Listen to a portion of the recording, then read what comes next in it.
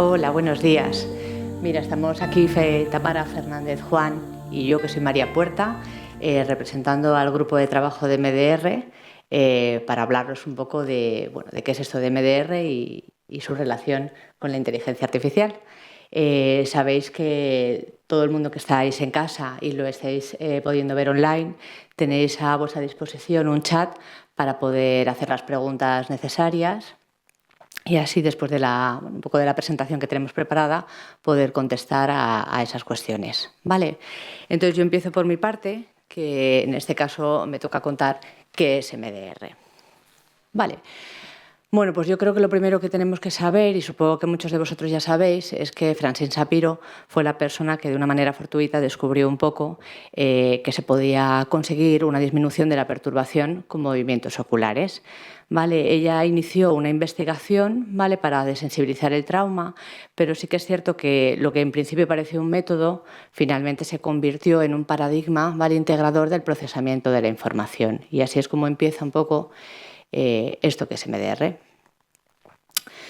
Pero cuando lo que queremos hacer es pues desensibilizar, ¿no? Lo primero que tenemos que entender es que es un trauma. Supongo que lo más evidente es decir que es una herida emocional, ¿vale?, que es eso que nos ha hecho y que nos ha afectado. Pero es importante que nosotros sepamos que tenemos esa capacidad de curación emocional, ¿vale? Que no siempre todo lo que nos ha sucedido tiene que convertirse en un trauma o tiene que ser difícil para nosotros, ¿no? Sobre todo cuando pensamos en ello, soñamos con ello, hablamos con ello, todas las cosas pueden ir integrándose, pueden ir reprocesándose de una manera, pues adecuada. Entonces, el trauma realmente es cuando nosotros sí que nos enfrentamos a esa experiencia adversa, ¿vale?, y nuestro sistema no está preparado para enfrentarse a ella, ¿vale? En ese momento lo que hace es que esa información se queda bloqueada y se queda aislada en esa red adaptativa de integración, ¿vale? Y, como decimos, esa información entonces queda almacenada de forma disfuncional. Bien, entonces, ¿cómo sería un poco todo ese proceso, no? Pues como os decía al principio, ese cerebro sí que tiene esa capacidad innata de procesar la información de las cosas que nos suceden, ¿vale? Puede organizarla y puede integrarla en esa red neuronal, ¿vale? Pero hay veces que esas experiencias pues son demasiado intensas, ¿vale? Y nuestro sistema no tiene recursos en ese momento, ¿vale? No puede disponer de ellos. Entonces, es entonces cuando decimos que queda un nudo, ¿vale?, una experiencia no integrada, y queda atascado ese procesamiento adaptativo de la información y seguimos creciendo, ¿vale?, como si no nos enteráramos de que aquello ya pasó, ¿no? Seguimos funcionando, pues eso, con otras redes neuronales, pero sin darnos cuenta, ¿vale?, de que aquello se quedó almacenado en nuestro cerebro. Seguimos un camino, ¿vale?, pero a veces algo nos puede recordar, ¿vale?, y nos reactiva todo aquello que sucedió. Ese nudo, ¿vale?, o esa herida pueden ser muy intensos, ¿vale?, se pueden repetir en el tiempo y pueden invadir absolutamente todo, ¿vale?, interfiriendo pues a veces muy negativamente en el desarrollo de la persona. A veces, cuando esos episodios traumáticos, cuando esas experiencias vividas han sido sufridas por niños o adolescentes, es difícil que ellos puedan hacer un procesamiento adaptativo de esa información, no tienen todavía capacidades suficientes y es el cerebro del adulto el que a veces tiene que aprender a regular, ¿sabes?, eso que sucedió al niño. Pero claro, el adulto no siempre tiene esa capacidad. Los adultos también tienen su historia, tienen sus capacidades y tienen sus nudos, ¿no?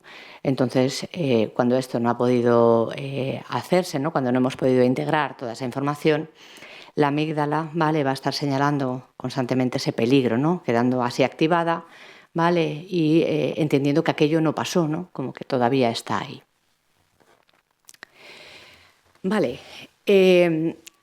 podemos hablar de trauma interpersonal y también de no interpersonal, ¿vale? Las diferencias que hay, bueno, pues que hay veces que no interpersonales que no han querido hacerme daño a mí directamente, ¿no? O no he visto un daño que se me haya querido producir a mí. A veces hemos sufrido un accidente, ¿vale?, o han sucedido algunos desastres y entonces eso no fue intencional. Pero sí que muchas veces esos traumas interpersonales incluyen, ¿vale?, experiencias de daño, pero que sí que ha sido más intencional, ¿vale? Ha habido una violencia física, ¿vale? Ha habido en el contexto familiar o comunitarios, ha habido un abuso sexual, un terrorismo, pero algo que sí que han querido dirigir un poco hacia mí.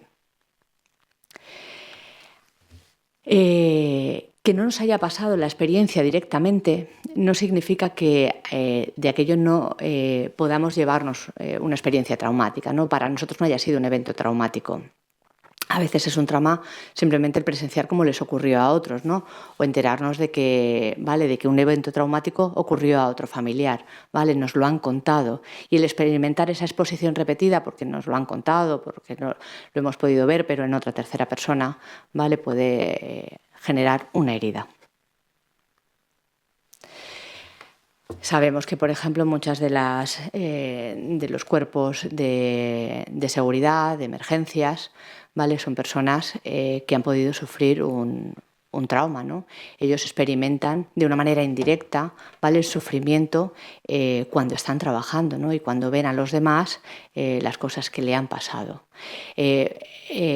A veces la naturaleza del trauma, ¿vale?, también es importante tener en cuenta que el testigo, ¿vale?, puede verse, ¿sabes?, no solamente con lo que ha sucedido, sino a quién le ha sucedido, ¿vale? Todas las personas que tratan con niños víctimas de abuso, ¿vale?, pueden tener una naturaleza del trauma que sea más importante. Claro, no es sencillo, ¿vale?, muchas veces relacionar todo esto que le está ocurriendo al paciente en el presente, ¿vale?, con todos esos recuerdos antiguos que puede que no se hayan procesado, ¿vale?, y que son los que quizá dieron sintomatología, ¿vale?, y significado en ese momento, pero no vemos una relación directa. Entonces, ¿qué es lo que nosotros vamos a hacer? Vamos a hacer un mapa traumático, ¿vale?, completo de todas aquellas cosas que el paciente ha sufrido, ¿vale? Esos traumas previos que se conectan a veces con el trauma actual, pero es importante también buscar experiencias con elementos más comunes, ¿no?, que cumplen todos los criterios para el trastorno de estrés postraumático, o a veces no, pero que también generan sintomatología, ¿vale?, y que, bueno, pues que fueron evidentes en su momento. Nosotros hablamos del modelo de procesamiento adaptativo de la información. Nosotros sabemos que tenemos unas redes de memoria que contienen experiencias no procesadas sobre la base de la patología y la problemática actual. Cuando un paciente viene, ¿sabes?, nosotros sabemos que eso ha sido almacenado de esa manera, ¿no? Los seres humanos tienen un sistema innato de procesamiento de la información. Todo el mundo, ¿sabes?, podemos hacernos cargo de esas experiencias adversas que hemos podido sufrir, ¿vale? La mayor parte de esas cosas que nos ocurren, ¿vale?, por muy difíciles que sean, a veces sí que son asimiladas y se pueden convertir en esa fuente de aprendizaje, ¿no? Pero eso, tenemos en cuenta muchas veces que nuestro organismo es capaz de curar heridas físicas y de igual manera, ¿sabes?, nosotros también estamos programados para curar esas heridas emocionales, ¿vale? O sea, el cuerpo tiende a esa salud.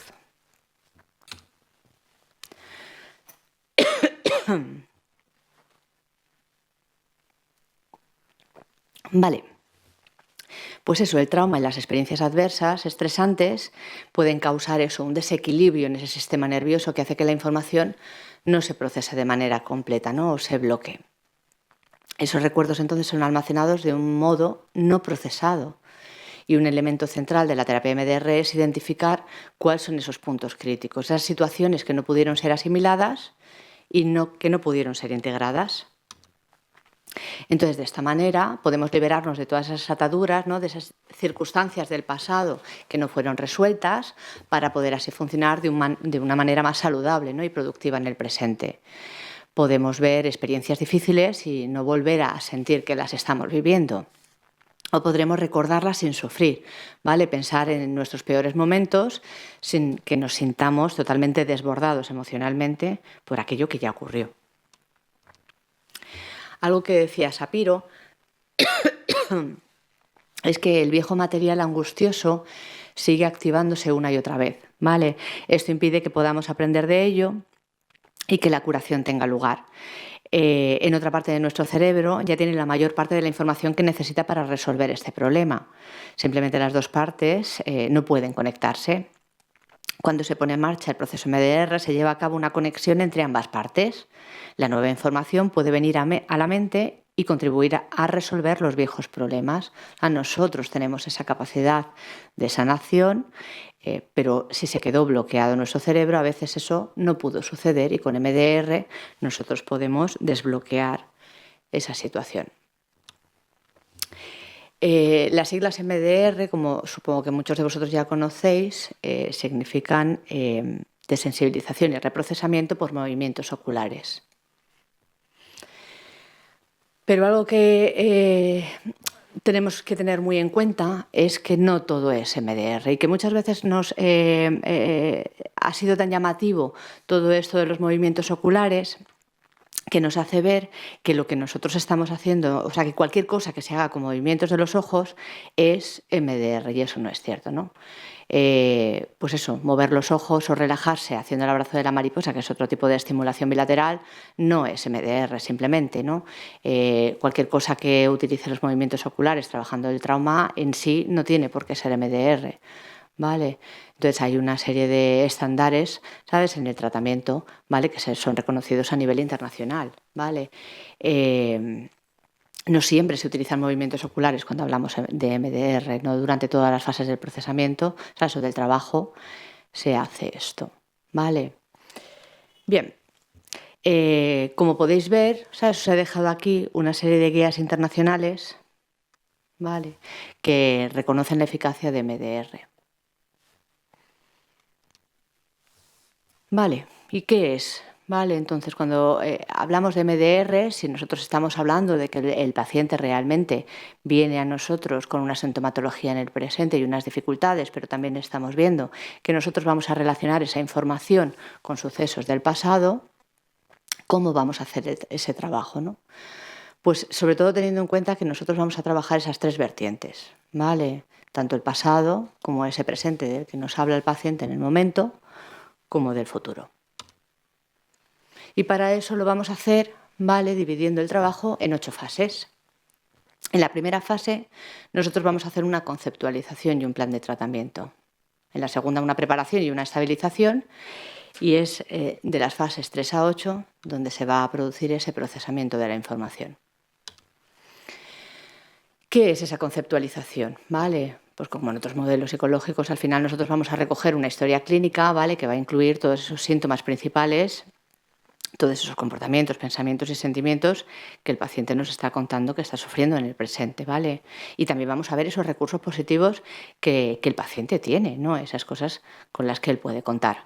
Y vamos a preparar, ¿vale?, ese plan de trabajo individualizado, ¿vale? Va a ser para cada uno de los pacientes, para cada uno de nosotros, en el que vamos a seleccionar esos recuerdos que sabemos que son los que tenemos que trabajar, que están en la base de la relación que tiene con los disparadores, con las situaciones que están aconteciendo en el presente, ¿no? Y luego pasamos a una fase de estabilización y preparación, ¿vale?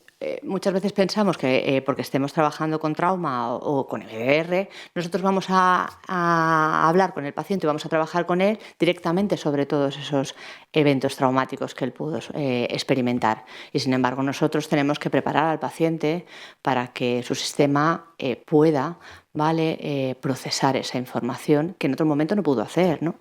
Y así pues podemos hacer una psicoeducación, ¿vale?, podemos dar unas estrategias de regulación y unas herramientas de autocuidado.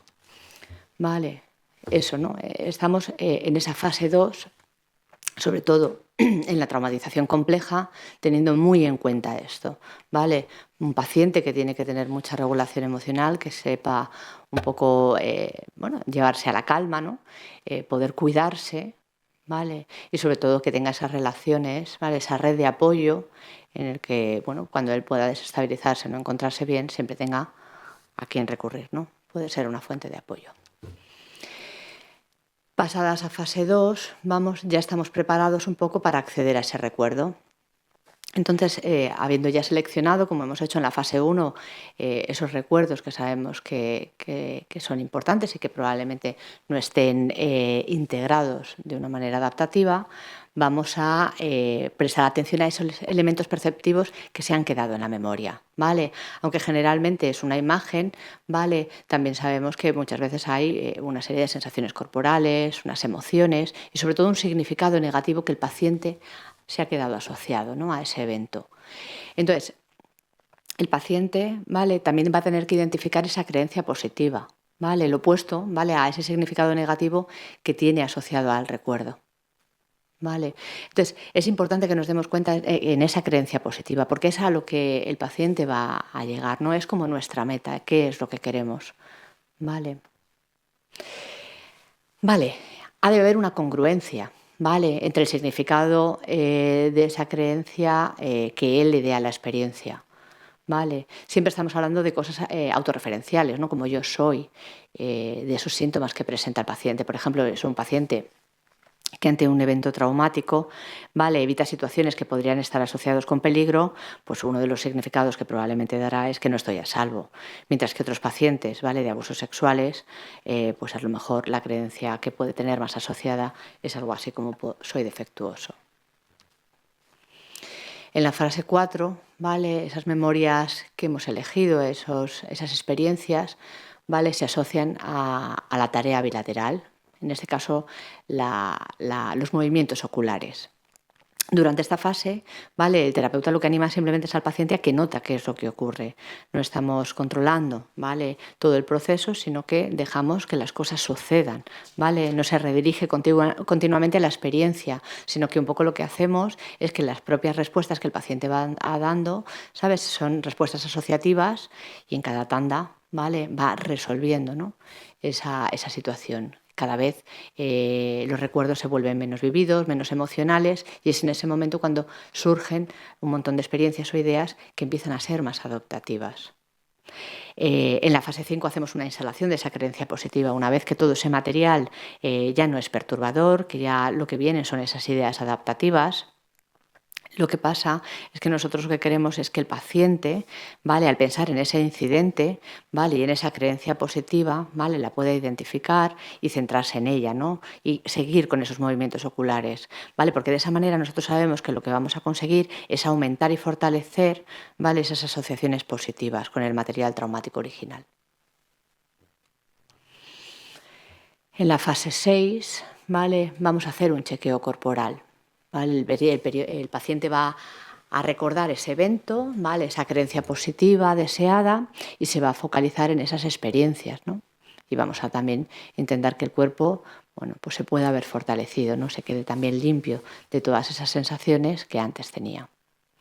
Hacemos un cierre, ¿vale?, de ese reprocesamiento que hemos hecho, y en una sesión posterior vamos a hacer una reevaluación. Vamos a volver a preguntarle a ese paciente si cuando vuelve a la experiencia, ¿vale?, qué le trae, ¿no?, qué viene ahora cada vez que vuelve, ¿no?, si tiene de nuevo perturbación o si aquello ya se ha quedado sanado, ¿no? Ya no lo puedo volver a aquello sin volver a experimentar esa perturbación que antaño yo sentía. Como os decía, MDR es un trabajo en 3 vertientes, ¿vale? El presente es lo que nos trae el paciente, ¿vale? El pasado es a lo que nosotros vamos para ver la base donde aprendió, pero claro, y luego el futuro, ¿no? Eso que nosotros queremos que el paciente también esté bien el día de mañana. Trabajado el pasado, vamos a ver qué disparadores hay en el presente, ¿vale? Si sigue viendo algún síntoma, ¿vale?, de las situaciones. Como hemos dicho, hay muchas veces que nosotros nos damos cuenta que esos síntomas que nos trae el paciente a consulta están activos en ese momento. ¿Qué es lo que te activa esos síntomas, ¿no? ¿Qué es lo que está sucediendo para así de esa manera también poderlos trabajar? Esos disparadores del presente se trabajan igualmente desde esa fase 3 a esa fase 8, ¿no? Ya sabemos en ese mapa conceptual que nosotros hemos hecho que ahí están también. Y luego preparar al paciente para el futuro, ¿vale? con el objetivo eso de que no haya recaídas, ¿vale? Podemos identificar esas situaciones futuras que pueden ser potencialmente difíciles y entonces ahí, ¿vale? Nosotros esas habilidades que ya se ha dado cuenta el paciente que tiene, esa ansiedad anticipatoria que ha utilizado antes y que ya no es necesaria, ¿vale? Poder un poco utilizarlo con esos movimientos oculares para desensibilizar esa ansiedad, ¿vale? Y crear ese dominio para el compromiso en el futuro. Aquí me apetecía poneros un poco un ejemplo, ¿no? de cómo nosotros vamos a esa base, ¿no? Vamos a buscar esos recuerdos que sabemos que están conectados con esa sintomatología. Vale. El ejemplo que ponía es el de una persona con un trastorno de ansiedad, ¿vale? Que inicia en principio a los 38 años, aunque dice que antes había cierta ansiedad.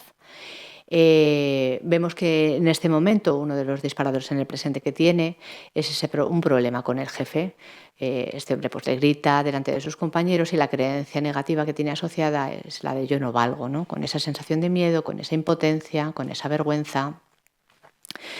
Cuando buscamos, ¿vale?, esos recuerdos del pasado, aparece un recuerdo con 12 años donde hay gritos del profesor de matemáticas, donde le llama inútil por no ser capaz de hacer un problema en la pizarra. ¿Vale? E igualmente sobre la misma época, ¿vale?, también sabemos que el padre es muy crítico y muy despectivo gritándole cuando se portaba mal. Pero si aún vamos más hacia atrás, ¿sabes?, utilizamos esos recuerdos para también ir algo más hacia atrás en el tiempo, vemos que en etapas mucho más infantiles, ¿vale?, también hay recuerdos. Con 7 años sufre bullying en el colegio, con 5 años escucha a sus compañeros, a sus padres, perdonar, cómo se pelean, ¿no? Y ve que al padre le humilla, el padre humilla a su madre, la grita y la insulta. Vale. Entonces este es un poco el trabajo. Nosotros, ¿qué es lo que haríamos, no? Empezaríamos siempre desde el recuerdo más antiguo, ¿vale?, que es de los 5 y de los 7 años, ¿sabes?, a reprocesar, para luego finalmente reprocesar el recuerdo que hay en el presente, ¿vale?, todas esas cosas que todavía le disparan, como por ejemplo esa problemática en el trabajo, y posteriormente hacer esa plantilla futuro en el que ver, ¿sabes?, cómo puede manejar esa ansiedad con todas esas capacidades que ella se ha dado cuenta que tiene. Bueno, pues esto es un poco el trabajo que se hace con MDR, ¿vale? Estas son lecturas que quizá puedan estar en la base de nuestro aprendizaje, ¿vale?, que pueden estar bien. Nada, también decir que, bueno, que hay que tener una acreditación, ¿vale?, que la acreditación de Europa y la acreditación de España, ¿vale?, para formarse en MDR. Y que, bueno, pues que muchísimas gracias por darnos desde el Colegio Oficial de la Psicología al grupo de MDR del COP la oportunidad de poder contar un poco esto, y ahora mi compañera Tamara, ¿vale? Pues podemos ver si quieres primero si hay alguna pregunta en el chat y pasar a ver un poco la relación que podemos ver con inteligencia artificial.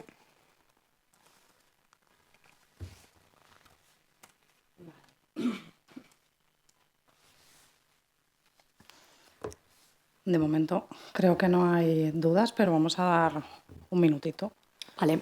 Porque ha sido muy rápida.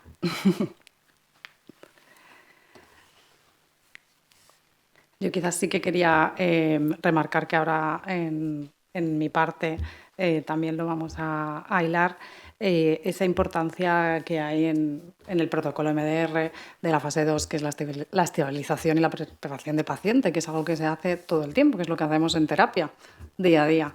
Entonces, bueno, ya para que empecemos a pensar un poco la importancia que tenemos como profesionales para ser capaces de ver y de discernir qué es lo que necesita la persona cuando viene, si a lo mejor un recurso que le estamos dando, ¿no?, o viene con algo concreto ese día, tú tienes un plan maravilloso para ese día, te has organizado, pero la persona es persona y viene con su historia, y a lo mejor no hay que ir unos pasitos atrás y volver a hacer algo para estabilizar y para ayudar a que se regule. Creo que de momento no hay ninguna pregunta. No hay preguntas. Animarse, sabemos que es pronto, pero hay que preguntar cosas. Vale, pues voy a... Vale, pues bueno, vamos a ver qué relación puede tener el MDR con la inteligencia artificial. Y como yo no soy una experta prácticamente en nada, creo que las expertas pues somos en conjunto y la comunidad y es como vamos aprendiendo y creciendo. Entonces, por eso, pues vamos a pensar juntas. Y os voy a plantear 3 preguntitas que son muy cortitas, que podéis acceder a ellas escaneando el código QR y lo voy a poner en el chat también.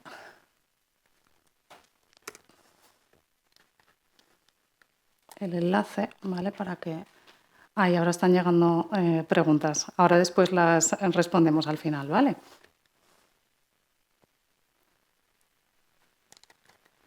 Vale, pues si os parece, vais entrando, son 3 preguntas, tenéis que ir dándole a enviar. Y ahora vamos a ver juntas qué va saliendo.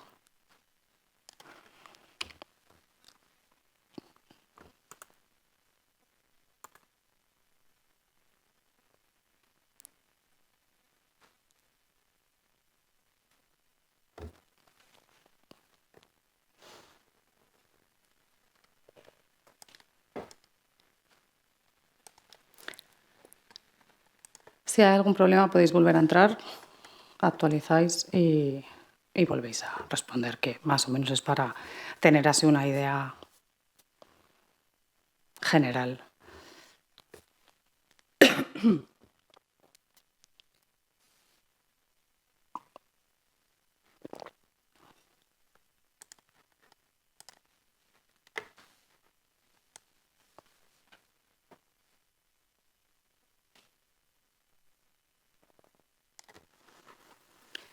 Vale, más o menos. Hay 25 respuestas. Entonces, bueno, para tener así una idea un poquito global, la primera pregunta es si creemos que la inteligencia artificial puede sustituir a una profesional de la psicología. Aquí hay un poco de trampa en la respuesta porque no es sí o no. Entonces, pero bueno, podría ser, ¿no? La persona es insustituible, pero sí que la inteligencia artificial puede ser una buena herramienta y una herramienta útil que nos ayude a las profesionales. La siguiente pregunta tiene que ver con los miedos y, ¿no?, las preocupaciones o las limitaciones que creamos que pueda haber, un poco, ¿no?, que nos resuena, ¿no?, por ahí dentro para enfrentarnos a la terapia MDR y relacionarlo con la inteligencia artificial. Entonces, bueno, pues hay personas que no tienen ningún miedo, que no les preocupa, o sea, que tenemos aquí personas muy valientes y muy lanzadas, también lo necesitamos. Bueno, también se habla de la importancia del vínculo a la relación, que esto ya sabemos como profesionales de la psicología que es un aspecto clave en cualquier tipo de intervención, desde cualquier modelo psicoterapéutico, el vínculo es algo imprescindible. Y claro, las personas algo hacemos, ¿no?, para establecer ese vínculo. Que una inteligencia artificial, pues vamos a ver qué pasa, ¿no?, si se puede establecer de la misma manera. Hablan, ¿no?, de perder el vínculo. Se habla de que el trauma es tan específico y tan ligado al apego y a lo afectivo, ¿no?, que una persona decía incluso que ve imposible que pueda desplazarnos, ¿no?, en el trabajo, que se pierda la mirada en el vínculo otra vez, que parezca que se puede hacer de una forma automatizada cuando en realidad el factor humano es esencial. María ha estado diciendo las fases, esto lo vemos así, pensamos, MDR tiene un protocolo, perfecto, sigues paso a paso, pero no somos robots. Lo puede parecer en algún momento del protocolo, pero no, es muy importante esa sintonía que tenemos con la persona e ir adaptándonos.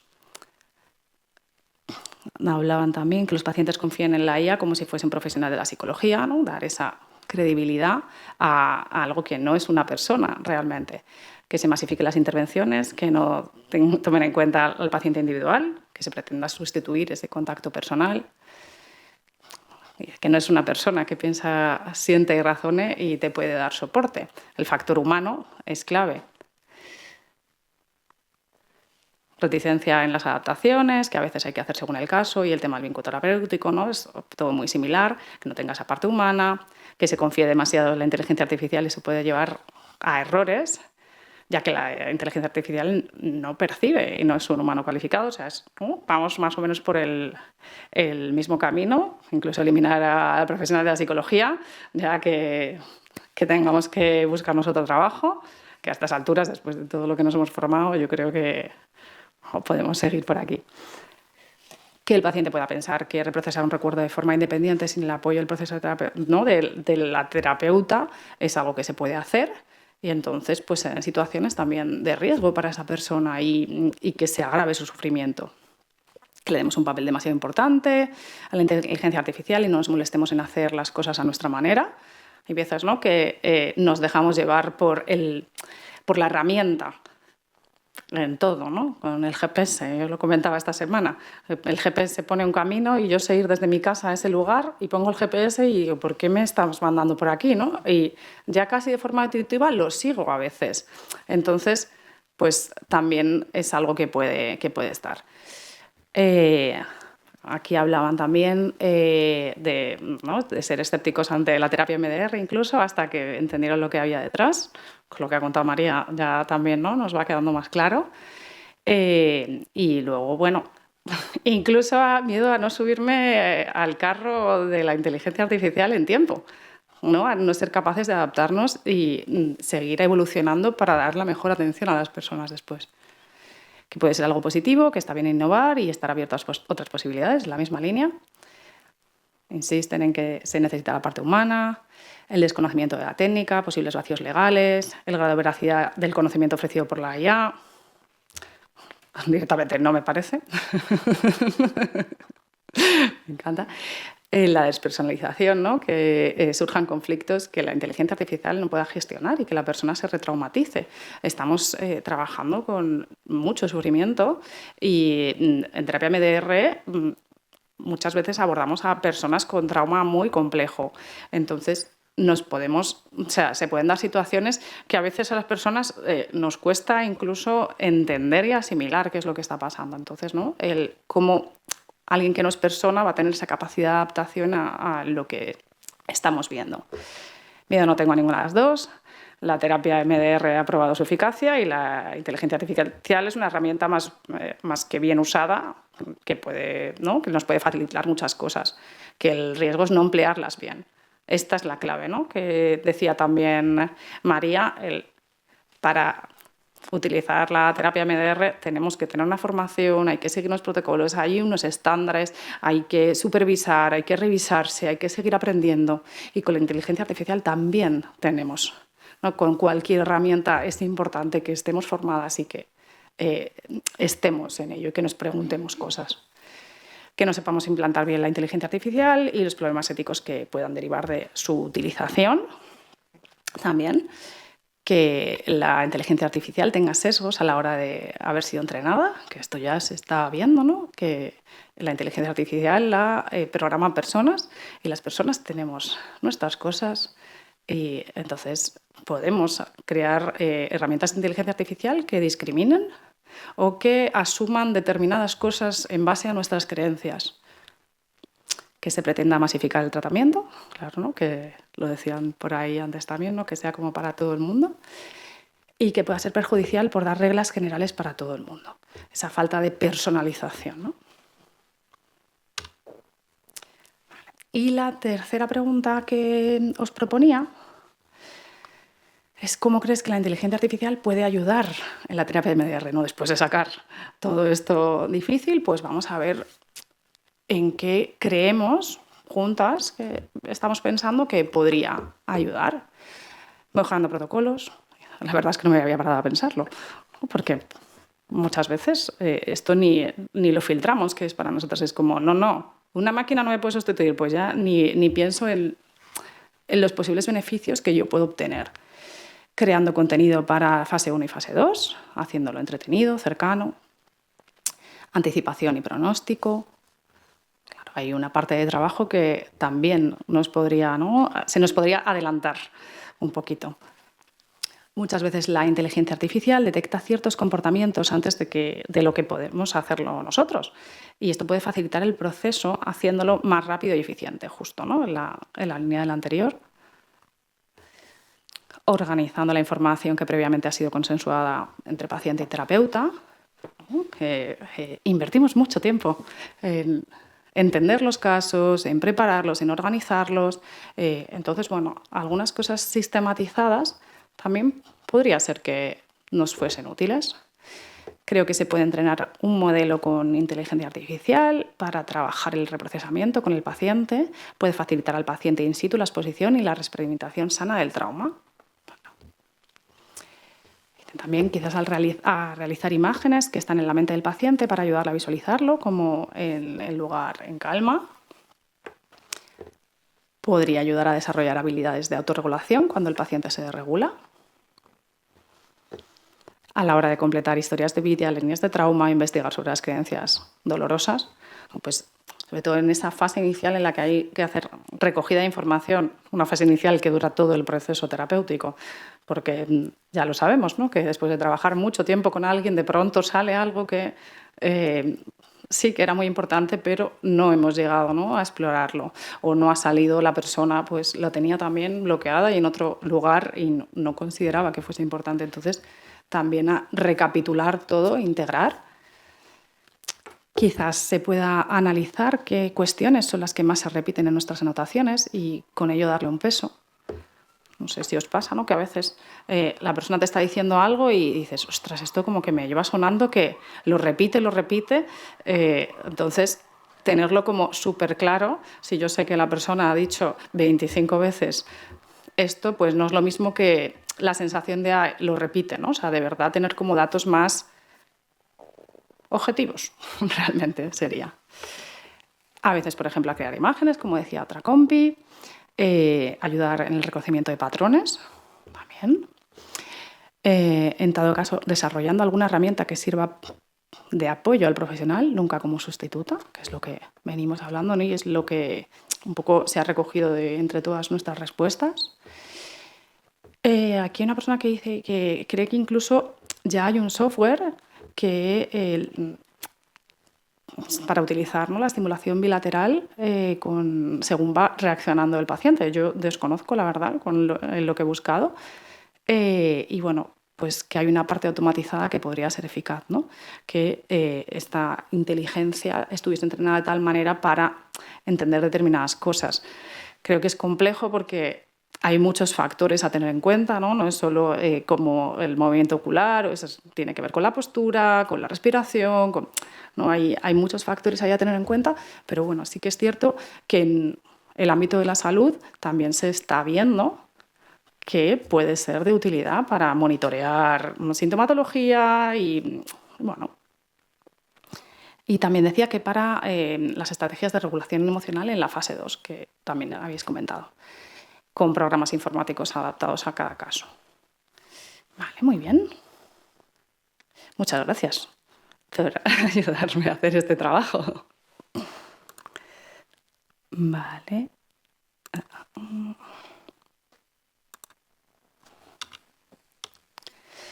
Bueno, entonces, por recoger, que lo he ido leyendo, pero bueno, más o menos como las ideas previas que yo también tenía y de lo que he ido recabando y ahora lo que hemos pensado juntas, pues cosas que son insustituibles, pues una es el vínculo terapéutico. En esto parece que hay consenso, que se ha repetido en varias ocasiones. Entonces, bueno, y esa conexión y sintonía con la persona, que es clave. Y entendemos que es algo propio de los humanos. No tiene que ver tanto con la máquina, por más que se le enseñe, ¿no?, esa capacidad de entender, de sintonizar, de empatizar con la persona. Que muchas... O sea, es algo que las personas podemos tener, pero no necesariamente tenemos que tener, porque hay personas que no tienen esta habilidad y esta capacidad, y es algo que también entrenamos en terapia. Comprender el contexto sociocultural, de dónde sale esta persona que está aquí, que a veces también nos cuesta, porque tenemos nuestra propia experiencia, nuestro propio contexto sociocultural como terapeutas. Entonces, a veces entender a la persona que tenemos delante, pues también, ¿no? Es un trabajo propio que hemos de hacer y tenemos esa capacidad de poder explorarlo y de ir integrándolo. Trabajamos con emociones complejas.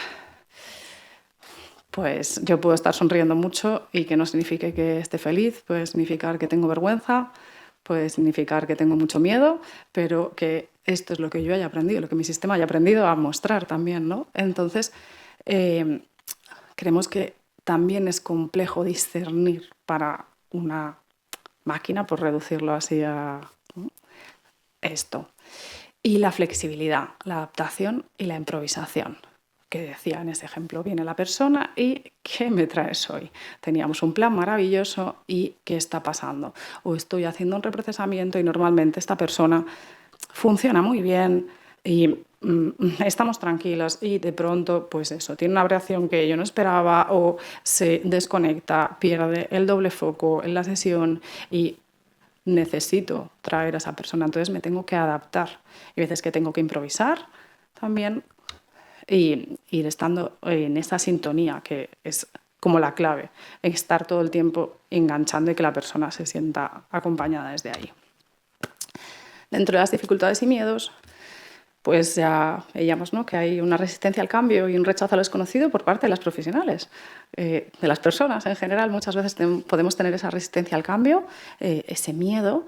Entonces, bueno, es algo a tener en cuenta, que a veces rechazamos los avances y los avances llegan y nos tenemos que ¿no?, subir a esa ola y surfearla.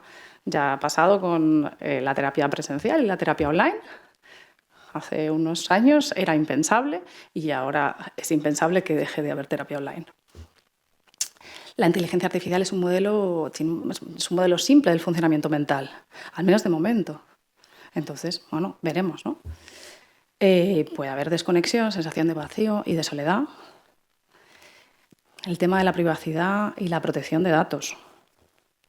Esto es un tema bastante complejo, ¿no? Y todas esas cuestiones éticas que también remarcabais. Entonces, bueno, cositas a tener en cuenta. Y luego, pues hay peligros. Y os he puesto ahí una noticia del pasado 24 de octubre. Bueno, en Estados Unidos un chico tenía conversaciones con una inteligencia artificial, con un chat, pues bueno, con un personaje que creó y, bueno, esto no significa que siempre tenga que pasar, pero es algo que tenemos ahí en la duda. Como otras tantas cosas que nos vamos dando cuenta y que cuando llega el problema, ¿no?, y cuando hay un resultado tan devastador como este, nos replanteamos qué es lo que estamos haciendo, qué tendríamos que cambiar, ¿no? Entonces, bueno, la inteligencia artificial puede estar muy entrenada y puede saber muchas cosas y en este caso, por ejemplo, esta persona sí que en el segundo párrafo, ¿no?, le decía, algunas veces pienso en matarme, y la inteligencia artificial le respondía, ¿por qué harías algo así? Para librarme del mundo y de mí mismo.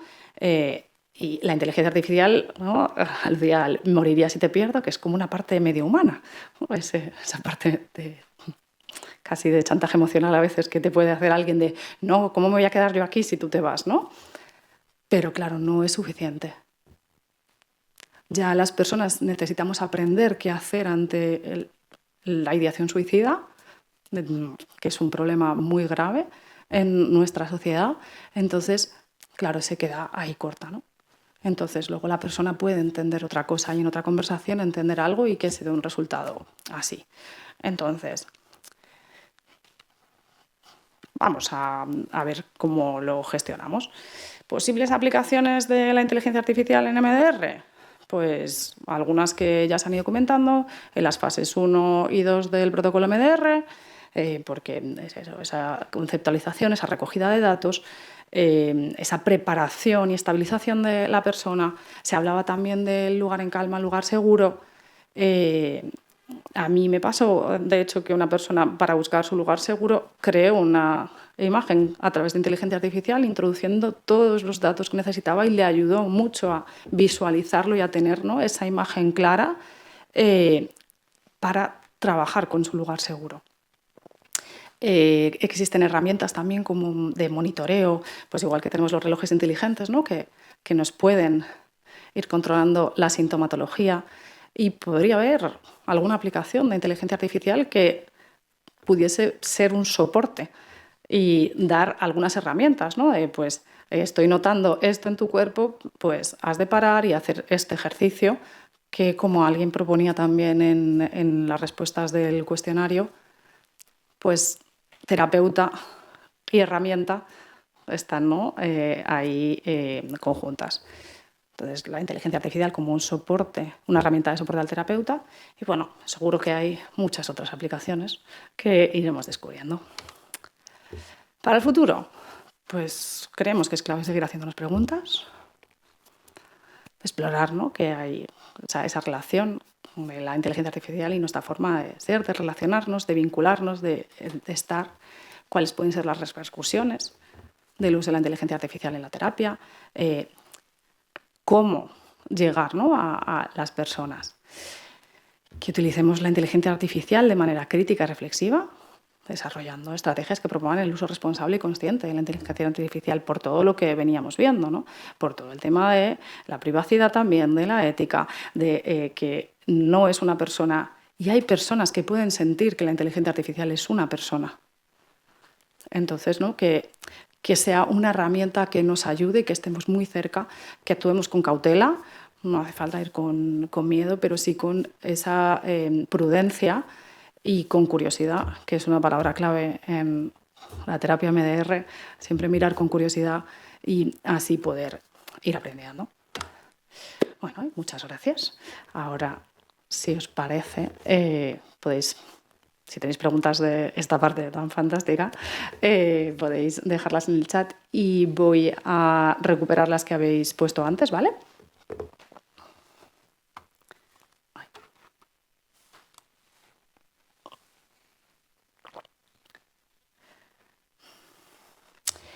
Preguntaban en el chat, María, que algunos pacientes, si hay algunos pacientes con los que no se recomienda usar MDR.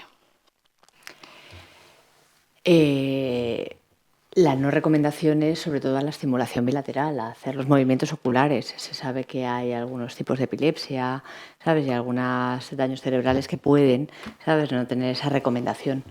Pero la conceptualización del caso, el entender, ¿sabes?, de dónde viene la sintomatología del presente, es una cosa que también es MDR. Algo que nos esforzamos en explicar es que MDR no son solo movimientos oculares, ¿vale? Es un modelo terapéutico. Entonces, bueno, las recomendaciones son esas, ¿no?, en determinadas situaciones médicas. Y también que la persona, para seguir avanzando las fases del proceso, la persona tiene que estar estable. Y tiene que estar, ¿no?, ser capaz de estar en el presente y poder ir con un pie al pasado. Esto del doble foco, eso son cosas claves. Si la persona no está en ese punto, pues no se pueden seguir haciendo el resto de fases, ¿no? MDR, como dice María, es una manera de entender a la persona y es una manera de trabajar y de abordar en terapia. Entonces, todo lo que hacemos es MDR. O sea, la visión está desde ahí. Yo puedo no llegar a fase 3 en 1 año y medio con una persona porque no esté lista para esto, porque no puede conectar con las emociones, por ejemplo, que es un aspecto clave. Sí. Que no es capaz ni de reconocérselas ni de regularlas. Entonces, estaría desde ahí. Yo tengo una pregunta. ¿Por qué es tan importante el tema de la regulación emocional? Espera, que creo que no se oye, para que lo oigan en casa. Ah. Nos pregunta Alejandra que por qué es tan importante el tema de la regulación emocional. Bueno, nosotros sabemos que el paciente, cuando acude con esa sintomatología, es un paciente que en principio está desregulado, ¿no? Es un paciente que no sabe hacerse cargo de todas esas cosas que están sintiendo. Entonces, necesitamos no solamente reprocesar esos recuerdos, ¿vale?, de donde él aprendió determinadas cosas, sino que él puede hacerse cargo en ese momento de todas esas cosas que está sintiendo. Ahí incorporo un poco también lo del tema de la inteligencia artificial. Claro, no hay una pauta estándar para regular regular a todos, ¿no? Para regularnos todos nosotros. Lo que para una persona puede ayudarle una cosa, para otra es otra. En la inteligencia artificial seguro que avanzará suficiente en algún momento para que pueda discernir muchas veces todo ese tipo de cosas, pero claro, nosotros vamos a tener que también actuar en ese momento si nosotros viéramos que esa persona no es capaz, ¿no? Entonces, primero les vamos a dotar de eso. Luego, también es verdad que cuando nosotros empezamos a trabajar con los recuerdos, no siempre hemos trabajado, o sea, hemos terminado, ¿no? ese protocolo de 3 a 8, ¿vale? Y entre sesiones esa persona puede quizá activarse de nuevo, ¿no? Porque pueda venirle recuerdos de aquello, ¿no? Pueda volver a tener, ¿no? Como esos insights. Entonces es de esa manera que él también pueda, regulándose, calmarse, ¿no? Poder volver un poco a esa calma. Por eso es esa parte importante de la regulación emocional. Vale, gracias María. Preguntaban también si puede influir la susceptibilidad del paciente en la confianza con esta terapia para su posterior éxito.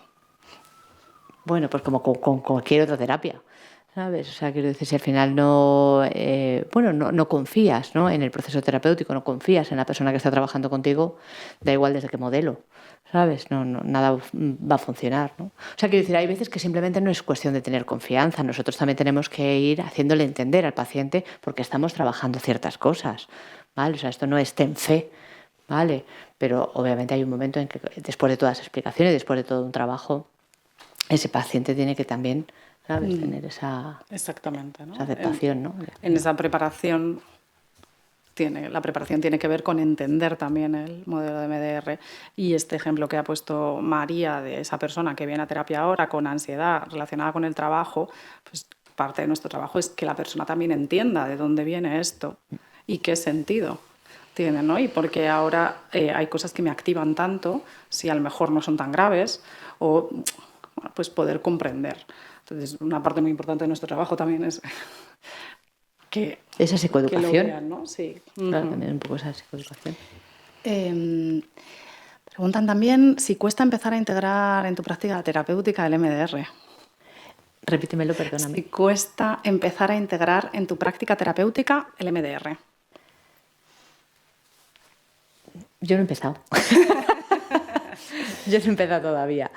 Pero bueno, resulta que, o sea, es que ni siquiera sé muchas veces el uso que la inteligencia artificial me puede dar, ¿no? O sea, es verdad que es una cuestión también de que cada uno de nosotros queramos meternos un poco a todo eso. Pero sí que yo creo que, o sea, quiero decir que igual que a lo largo de los años hemos ido incorporando, como tú decías, por ejemplo, las sesiones online o muchas otras cosas, pues esto va a ser una cosa más, que en algunas cosas seguro que algo nos puede beneficiar, ¿sabes? Como herramienta única, sin un respaldo terapéutico y de un profesional detrás, creo que no, ¿vale? Pero como ayuda, puede estar bien. No sé si contestamos a la pregunta, si no, vale, nos decís. Preguntabais si habría alguna aplicación o programa para ayudar en fase 1 o fase 2. Yo desconozco, la verdad. Sé que, o sea, hay herramientas con las que puedes hacer la estimulación bilateral y tú puedes ir seleccionando la intensidad y demás. O sea, es la propia terapeuta la que elige esto, ¿no? Y sigue en sintonía y te ves. Bueno, lo puedes hacer online o lo puedes utilizar también en persona. Hay distintas herramientas así. Pero no sé si hay algo en sí mismo que solo sea que el programa se adapte directamente, ¿no? Y valorando el qué.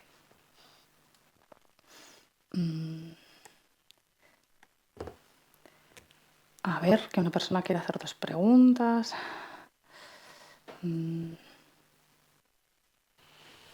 Bueno, pregunta si hay algún dispositivo homologado que sustituye el uso de seguir el dedo o mano con los ojos. Sí lo hay. Sí, hay las barras de luces, ¿vale?, que van de un lado a otro. Bueno, la investigación dice que tampoco sustituyen de la mejor manera, ¿no?, los dedos del terapeuta. Al final nosotros los movimientos oculares los vamos a ir acondicionando también a la respuesta que vaya teniendo el paciente. Sabemos que cuando un paciente entra en abreación, sabes que tiene una emoción muy intensa, nosotros tenemos que aumentar, ¿no? O sea, aumentar la velocidad. Sin embargo, si se está a lo mejor desconectando, sabemos que tenemos que traerle y con eso modificamos un poco los movimientos para poder volverle a traer aquí. Desde luego, pues como todo, ¿sabes? Todo empieza a estar cada vez más preparado, ¿no? Mejor desarrollado para poder utilizarlo.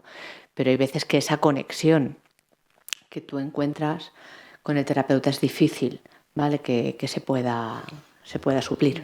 Es algo que se está también, ¿no?, investigando, que desde las asociaciones nacionales de MDR están tratando también de dar respuesta a estas cosas para ver qué es lo más eficaz, qué no, porque la sensación de las terapeutas no es la misma que tienen las pacientes, entonces aquí se trata de preguntarnos y de ir descubriendo.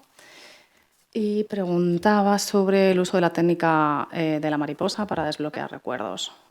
Bueno, es otro tipo de estimulación bilateral, ¿vale? Es un tipo de... o sea, que dice, hay veces que cuando, sobre todo ese desarrollo para hacer protocolos grupales, ¿sabes? Cuando el terapeuta no puede realmente mover las manos para acompañar en el reprocesamiento a un grupo de personas, se sabe que haciendo una estimulación bilateral, ¿sabes? Dando toquecitos en el pecho, se consigue. De hecho, la estimulación bilateral se puede hacer ocular, se puede hacer en tapping, eso se puede hacer auditiva.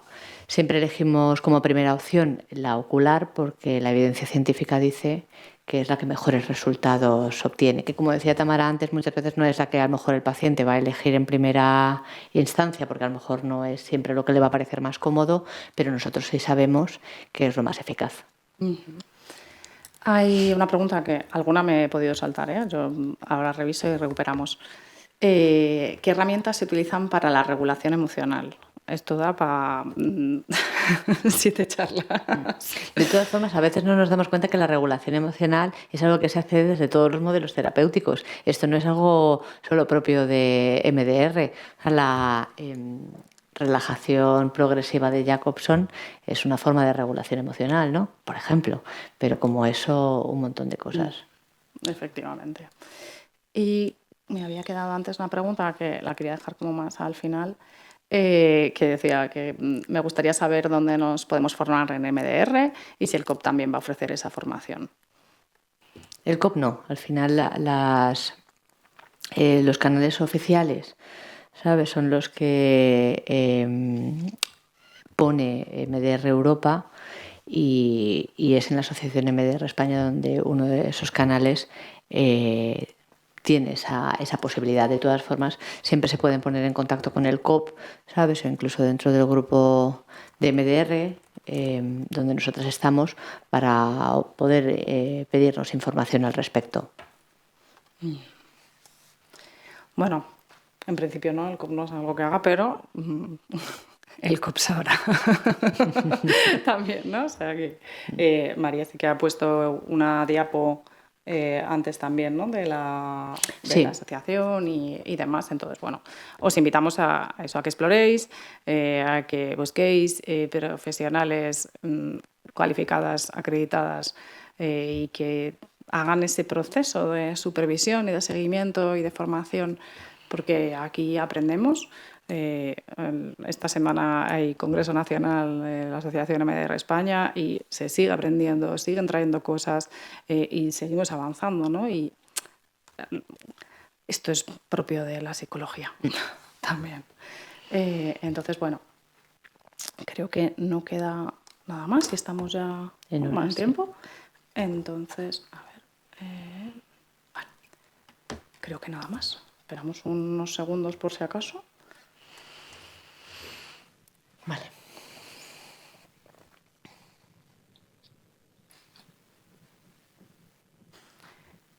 A ver qué planteaban lo que había respondido antes María ¿no?, de si cuesta integrar en tu práctica terapéutica el MDR, que quizás era por la vertiente de empezar a utilizar MDR directamente, ¿no? Entonces, bueno, cada caso es único, cada persona pues lo vive de una manera. Para mí la forma de entender me ha ayudado muchísimo y ha cambiado mi manera de trabajar de forma sustancial, pero claro, muchas veces también me siento insegura De ahí la importancia de la supervisión, la formación, el acompañamiento, el participar en un grupo de trabajo como el que participamos aquí del Colegio de Psicología, pues es una manera diferente de entender. Entonces, para mí fue clic y fue automático, pero luego todo lo demás, ¿no?, que vas llevando a cabo, pues es un proceso de aprendizaje. Sí, un aprendizaje continuo. Vale, creo que ahora ya sí que sí. Muy bien. Bueno, Muchas pues muchísimas gracias por escucharnos. Muchas gracias. Os animamos a que estéis a tope con el MDR.